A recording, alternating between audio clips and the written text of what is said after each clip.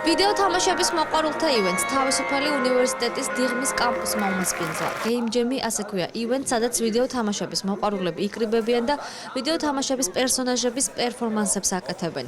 ტარდება ვიქტორინებიც. წელს იგი გრანდიოზულად აღინიშნა. მასში მონაწილეობას იღებდა სამაუწყებლო კომპანია მეცხრე ტალღის ახალგაზრდული სტუდიის ხელმძღვანელი გიორგი ბახბავა. მისი თქმით, იგი ღონისძიებაში ყოველ წელს მონაწილეობს.